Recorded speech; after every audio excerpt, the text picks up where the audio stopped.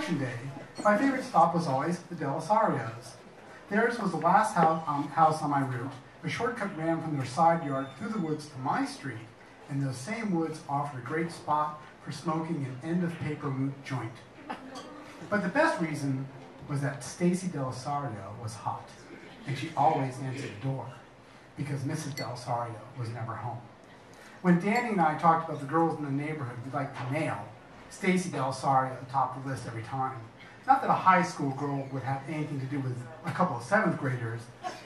Rumor was that she had a rich boyfriend who went to Fairleigh Dickinson or maybe Rutgers. We didn't care, and we didn't feel bad about spying from the woods when she and her friends sunbathed in their strewn bikinis on the Delisario's back deck. I rang the bell, and there she was, black hair feathered and blow-dried like an Italian Farrah Fawcett Majors, big boobs filling her tight softball jersey, round ass squeezed into painted on Jordache jeans. Her brown eyes inspected me. A womanly fragrance hit my nose and traveled down my spine. What is it, dweeb? Collection day. Is your mother home? Is she ever home? How much is it?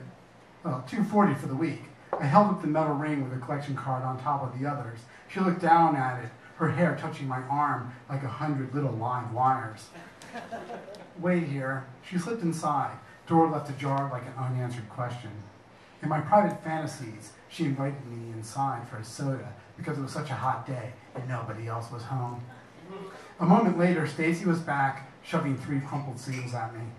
Let me get your change, I said. The door slammed before I could finish. That was okay. I was happy about the tip, and the day was done.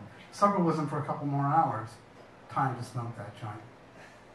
I cut around the side of the house and took the path into the woods. The trees were fat with summer leaves and the shaded air cool. A side path led to a pile of granite boulders with a big opening in the middle. When my neighborhood pals and I were small, the boulders played many roles in our games. Fortress, Lifeboat, the USS Enterprise. Mount Everest, German POW camp.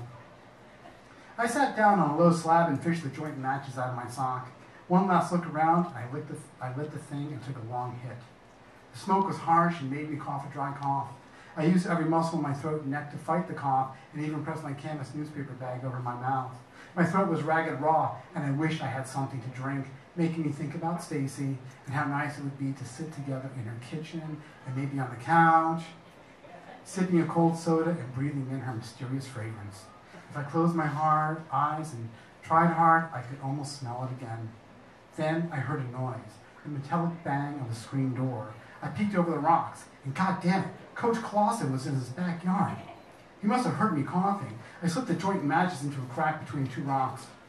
What the hell was he doing home? The last thing I needed was to get busted by a prick like him. Last year he benched me and Danny in town league baseball because he smelled cigarettes on us.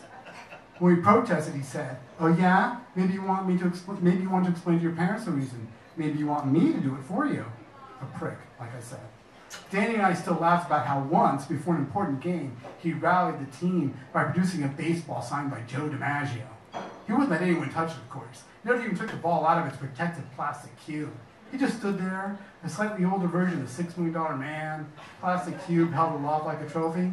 "You guys want your name on a baseball someday? Do ya? You want a bunch of kids looking up to you like Joltin' Joe?" Danny said, "You mean that old man on the Mr. Coffee commercial?" Coach Clausen ignored it and went on with the same old speech. "Gotta hustle, eye on the ball, practice, practice, practice." But we could tell he was pissed. That was right before we quit. We had better things to do anyway. Fuck him, fuck his special baseball. Maybe if it had been signed by Hank Aaron. Coach Clausen walked back and forth on his patio like he was thinking hard about something, then abruptly turned and came into the woods. I ducked back down and held my breath, expecting him to any second loom over me and pluck me up like a mouse. But nothing happened. I peered over the boulders, and there he was, not even near me, but going out the other side, into the Delisario's yard. He strode up the steps to the back deck, right to the kitchen door like he owned the place. He didn't even knock, just turned the knob and slipped inside. My mind went blank. A hollowness expanded in my gut.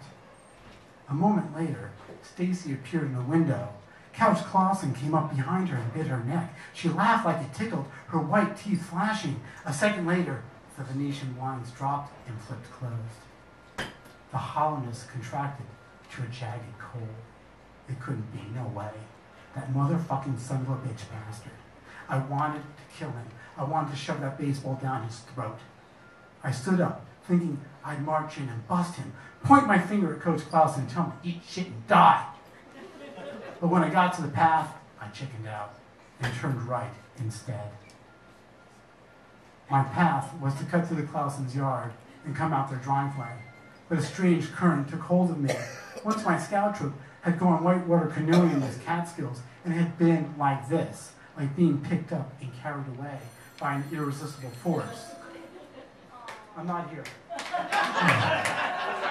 The current carried me across the Clausen's yard and patio, up to their house. The sliding glass door opened with a shush, through the living room and up the stairs, two at a time.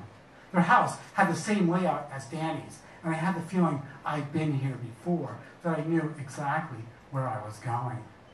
The third bedroom was Mr. Clausen's sports den. Trophies on... That's it?